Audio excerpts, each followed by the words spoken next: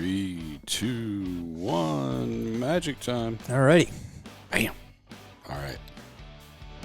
It is the weekend, not necessarily Saturday, but it is the weekend. Yeah. It's Sunday, actually. Weekends are for the weekly charts. We're going to do some good charts today. Awesome.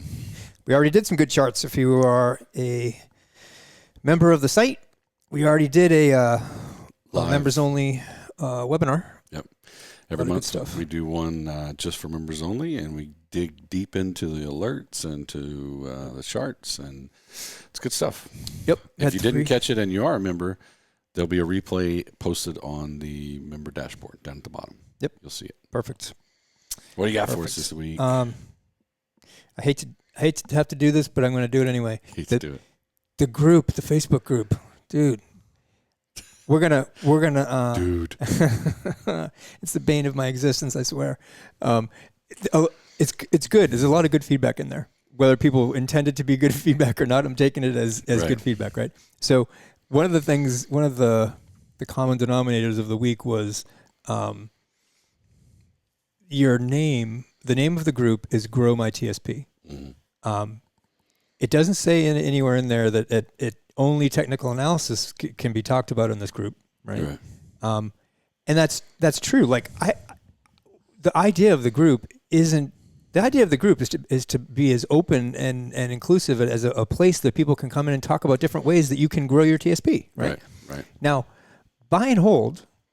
Let's use that as an example. Right. Not the only thing, but let's just say it as an example. Right. Is a methodology, and if the market keeps going up, will your account grow? Sure. There's nothing really to talk about there other than to say the only thing that works is buy and hold, and all you people are idiots because if you're not in buy and hold, you're an idiot. Yeah. So that's the kind of stuff that I don't want to have in the group. And there's just no value to it. Right, no value. None. Yeah. Now, if you want to say, hey, I think earnings in Zoom are rolling over because people are going to go back to work, and so Zoom stock ought to fall off, and Zoom's a big part of the S fund, so therefore I think S fund's going to go down. What do you think about that? Awesome. Something to talk about. Right. Yeah, right. Right. So we're not going to change the name of the group, but we're going to put something up there that shows that what we focus on here is technical analysis. Our primary focus is technical analysis. However, there's many ways to play this game. Seasonal strategies, buy and hold. There's a lot of things, and those none of those are wrong. No, absolutely not. Yeah, but we started the group mostly to be able to share with people on Facebook, your analysis, your kind of like the philosophy, the things that you and it's grown. And it continues to grow, and that's great. It's just, no pun intended, it's grown. Yeah.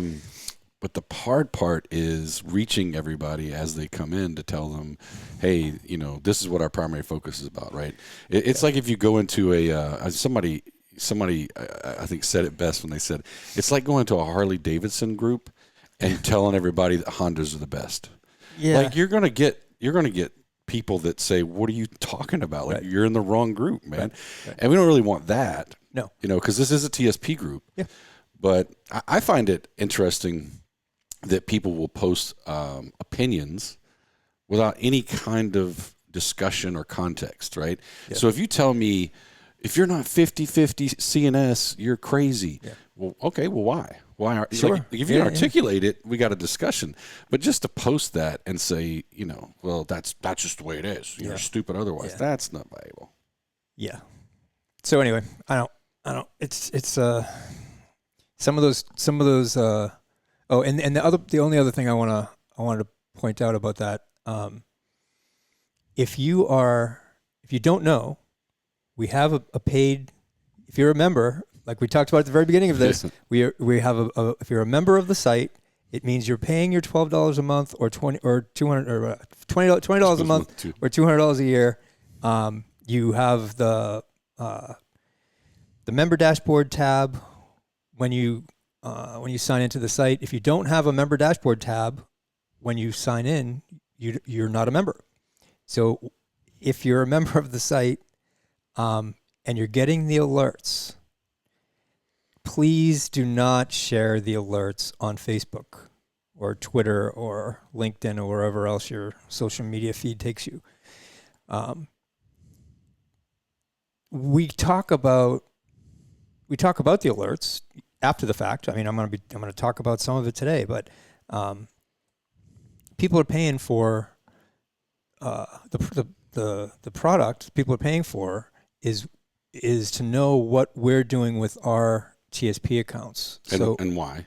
And so why? The analysis, right? Yeah. So, please don't share it on Facebook. I don't know how else to say it nicely. Yeah, I mean, it's a douchey move. Yeah. I'm trying to think of a nice way to say it. I said it nicer than you. Yeah, I did. I mean, don't be a, it's not cool. Don't be a D-bag. Yeah, it's not cool. Yeah. I mean, people are paying for it. Don't share it. And we're producing it and putting it out. So, All right. Anyway. All right. Weekly update show, 14 March 2021. There's nothing like losing all you have in the world for teaching you what not to do. And when you know what not to do in order not to lose money, you begin to learn what to do in order to win.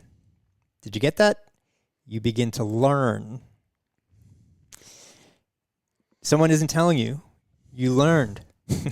Someone isn't telling you the answer, you're learning, so you can apply what you learned as you're going forward. So Edwin Lefebvre, my French is horrible. Reminiscences of a Stock Operator. One of the best books ever. I've seen a lot of questions about what's my reading list. What do I read? What do I look at daily? Here's a book that I've read at least 5 times in the last 10 years. Hold it up so everybody can see that. Yeah. I actually just bought it because I was over at Jerry's house monitoring his countertops getting put in. Yeah, I appreciate that, by the way. Thank you. And his this was laying on the coffee table. Yeah. And I was like, oh, well, this is some good reading. Let me just see. And it was awesome. Yeah. There's a lot of good stuff in there. And it's been around forever. 1920. Well, let me finish my little blurb about this, but it's been around forever. Yeah. So Reminiscences of a Stock Operator, one of the best books going. If you want to learn about like what it's like growing up in the market. So it's absolutely one of the most enduring books about the market. So it's basically a storied kind of biography about one of the top 10 best stock traders ever. His name was Jesse Livermore. Born in 1870, dies in 1940. He started investing at age 14, made and lost millions by the time he was 30. This is before the Depression, like in the 20s, right? I mean, to make millions, literally millions of dollars in the 20s, it's not like millions today. It's Right. Billions, right? Yeah. It's ridiculous. Ultimately, he made his ultimate fortune short selling the market at the top in 1929. Wow. Right? How did he do this? He made lots of mistakes and he learned from them, made the adjustment, and kept moving forward. That's how he learned. And I mean, you probably, if you were reading through it, you probably saw it. I got all kinds of stuff underlined and highlighted, and notes and stuff in that book. And the book is great because it lays out how he learned along the way, how the market works. And it's not just a matter of, back then they called it looking at the tape. They didn't have charts. They didn't have computers. They didn't have anything. Spitting out tape. Yeah, it was a piece of paper that came out of this machine. And Warren Buffett talks about it. Like anybody who used to work on those on the floor back then, the tape would come through, right? It was just like a little ticker tape, and you would look at it, and all it is prices. It's just numbers. But in their mind, they would see a chart in their mind, and they would know like what the number was, and if it went below that number, sell, above that number, buy, right? Yeah. But yeah, no, there's no iPhone, there's no computers really. Right. I mean, unbelievable. Great book, Reminiscences of a Stock Operator. Go buy it and read it. Okay. Good plug. Market this week, huge week for the TSP stock funds. C fund was up a little over 2.5%. S fund up almost 6%.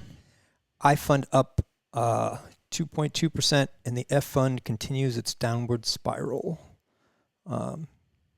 We'll show it at the end, but I'm watching the F fund pretty closely because it's definitely, I would say it's either at the bottom of an extended 3-leg or it's at the bottom of a 5-leg, and we should see, if it's at the bottom of the 5-leg, we should see a recovery in the F fund in the relatively near future.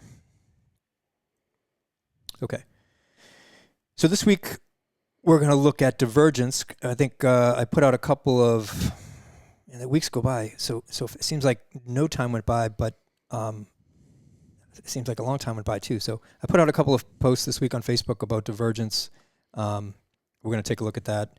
And then the big thing that a lot of people have been asking about, really, and it came up today on the member webinar. How do you know, like what are the TSP fund components? What are they made up of? So we know the C fund is the S&P 500, right? But what does that mean? Like, what is the S&P 500 made up of, right? The S fund, and for some reason there's some confusion out there about the S fund. The S fund follows what's called the Dow Jones Composite Total Market Index. It's not the Dow Jones Industrial Average. Most people think so. Dow Jones, they own the Wall Street Journal. They're a huge conglomerate. It's a huge company, right? The Dow Jones has an industrial average, has a whole bunch of different indexes, averages in there. The most famous one by far was their first one, is the Dow Jones Industrial Average. It's the 30 biggest stocks, and I don't remember when they created the index, but it was a long time ago. So don't get confused. The S fund is not the Dow Jones Industrial Average. Okay, so and then so what are the components of the S&P 500, the S fund and the I fund? We'll take a look at that. At least what the top 10 components in those indexes are, and you'll get an idea of why the S fund has been crushing it, for the past year, and the I fund not so much, right? Then someone had a question a couple days ago about energy, and did I still think energy was a good buy, I guess, and that kind of goes to one of the components of the S&P 500 versus the S fund, for example. So in the S&P 500, there's a lot more energy, financials, pharmaceuticals, industrials, those kinds of sectors, versus the S fund, which is basically all tech. And then we'll go through real quick the 6-month daily charts of the TSP funds. Okay, so Divergence. I can't remember if we talked about it before, but I definitely did some posts about it. Here's the thing about Divergence. So the green line is the Dow Jones Industrial Average. Okay, the black line is the NASDAQ Composite Index, which is basically all tech. So it's not exactly the same as the S fund, but the S fund is much more similar to the black line on the chart, and the C fund is not the Dow Jones Industrial Average either, but it's more aligned with the green line on the chart. Okay, so what's happening here? What is Divergence? The green line continues to have higher highs, right? As you're looking at it, I can't do it this way.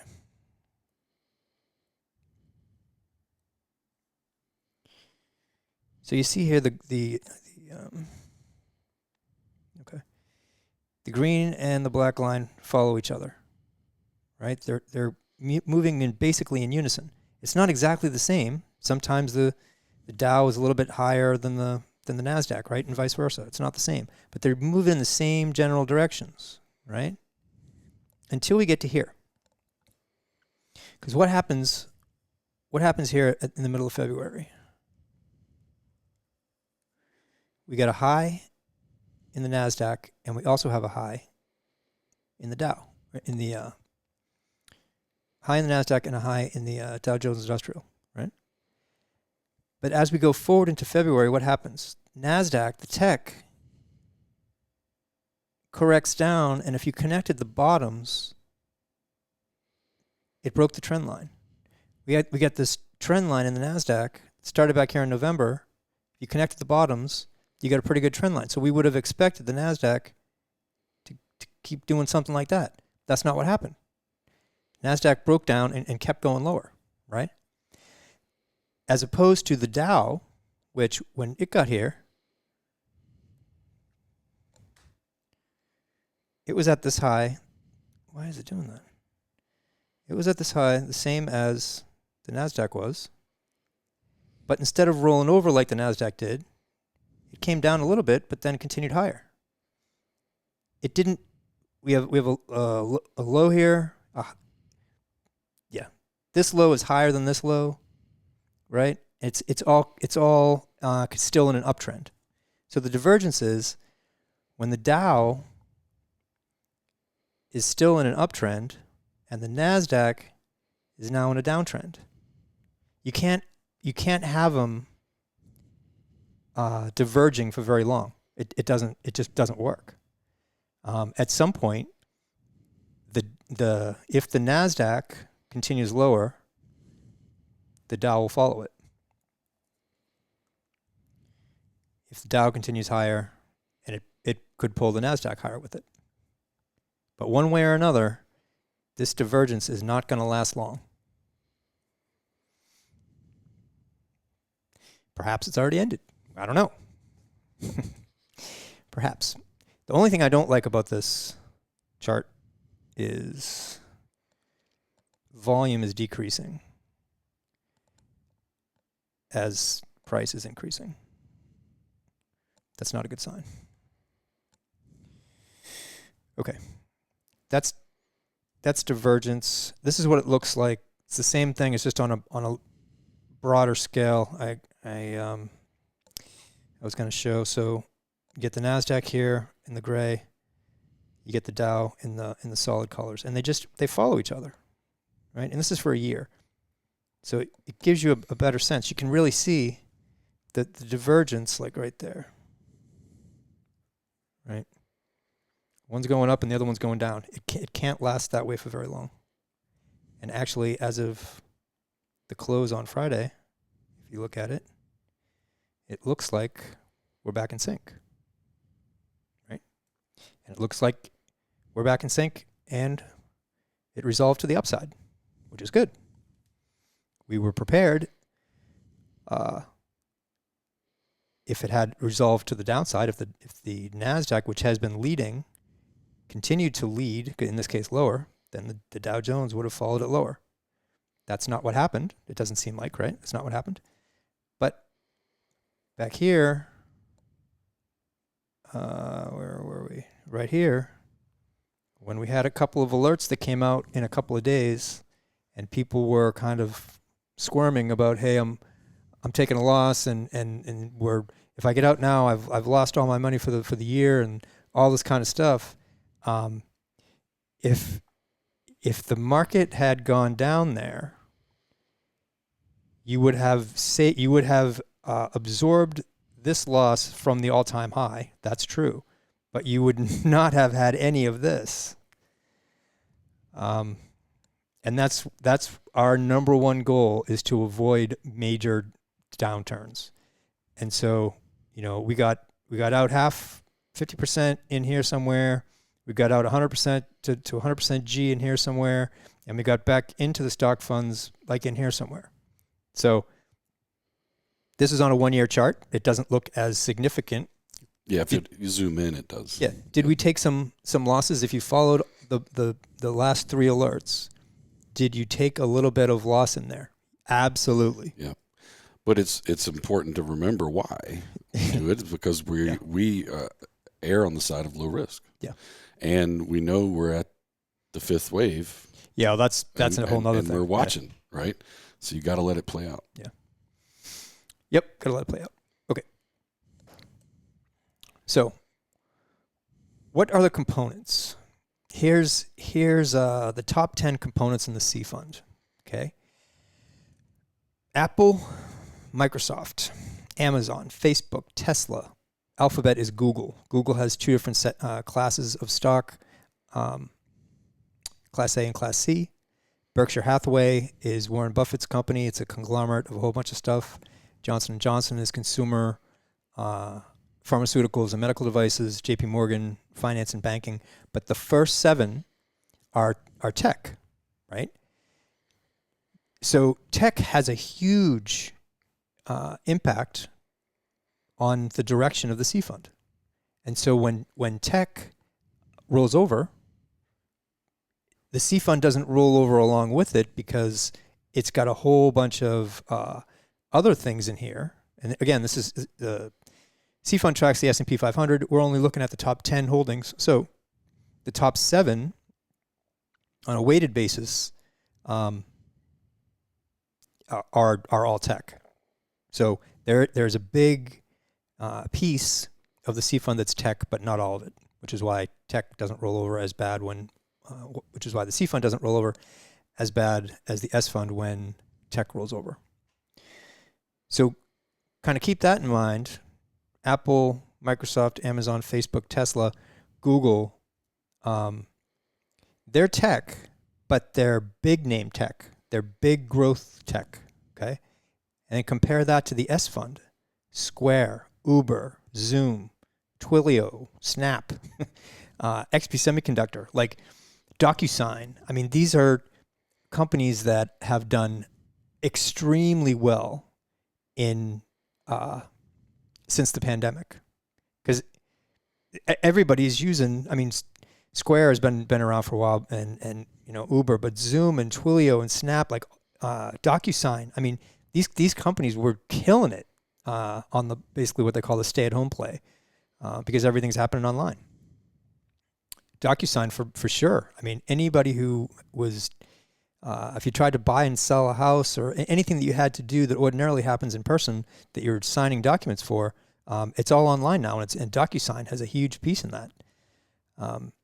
These are much more volatile tech companies than what we saw over here, right? Apple, Microsoft, Amazon, Facebook, those, as volatile as they are, it's nothing compared to Square, Uber, Zoom, Twilio, Snap, right? The only outlier on here I thought was kind of funny was Lululemon. I didn't think they would have been in the top 10. They're 10th. Okay.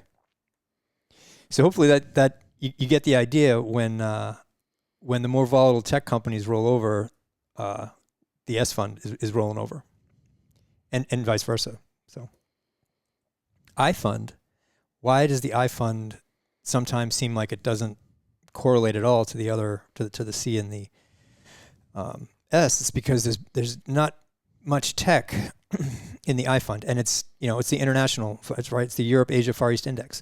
So the number one stock in the I fund right now is Nestle chocolate. Right? It's a consumer defensive because in Europe everybody has to have chocolate, whether the market's tanking or not. It's like cigarettes in the United States. So it's a consumer defensive is the sector that it's in. And then you got a whole bunch of big pharma companies, right? Novartis, AstraZeneca, huge with COVID vaccine stuff. You got some AAI, a big financial, SAP, huge construction engineering company around the world.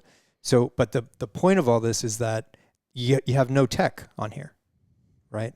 So, kind of consistent with what we showed in the chart, either last week or the week before. I think it was last week on what we call the bonus chart. I'm watching the ratio of the I fund to the C fund, and when it breaks out to the upside, I'm going to be way overexposed to I fund versus the C and S fund, because at some point tech is going to underperform these other sectors. And so when that happens, we'll see it on the ratio chart, and I'll be rolling into the I funds a lot more than the C and the S fund.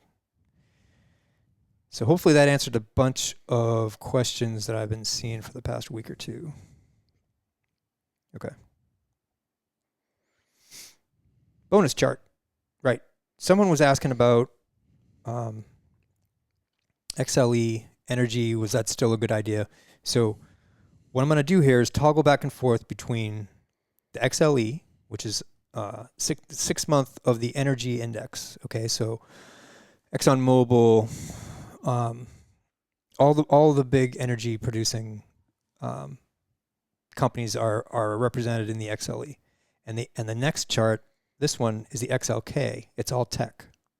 Okay, so if I'm looking at the XLE, the first thing I'm seeing in this chart is right here. We got a base forming here, and we had a huge breakout right there on monster volume. If you can see the dark behind the chart, the volume.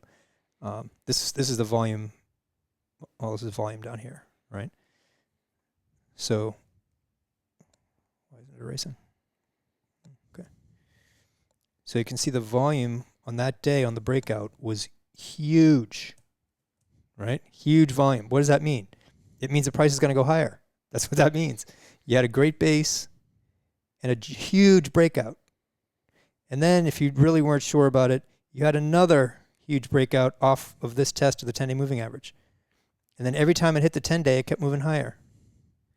And it's still, I mean, so what's not to like on this chart? Only that on the last couple of days, volume has been low as price has been going up. Otherwise, XLE is definitely where you want to be, right? If you compare that to tech, so tech had a breakout at the same time, right? November, coincidentally, when the new president came in, everything broke out on the same day, and that's fine. But tech had come off of a different kind of a pattern. It wasn't a base. It was a correction, and then tech moved higher from out of a correction. This was a base. This is a new uptrend for the XLE. This is not a new uptrend for tech. Its new beginning breakout happened back in at the bottom in March.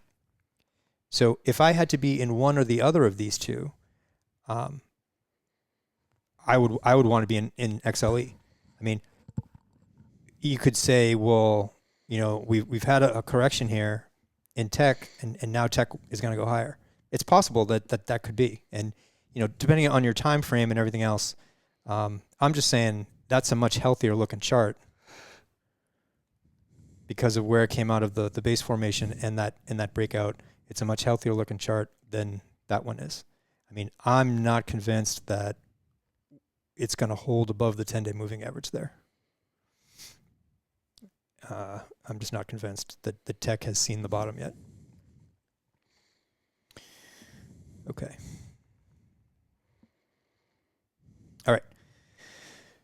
So real quick, we'll just go through the 6 month TSP charts. So here's where we are on the C fund. We had 2 days, two kind of scary days there, of some pretty significant intraday lows, but ultimately it looks like we got support at the 50-day moving average, and it looks like we're moving higher, right? That idea is definitely supported by the MACD has crossed, and the MACD histogram has turned positive, so MACD looks awesome.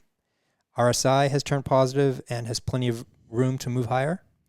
The only negative in this chart is volume is declining as price is increasing.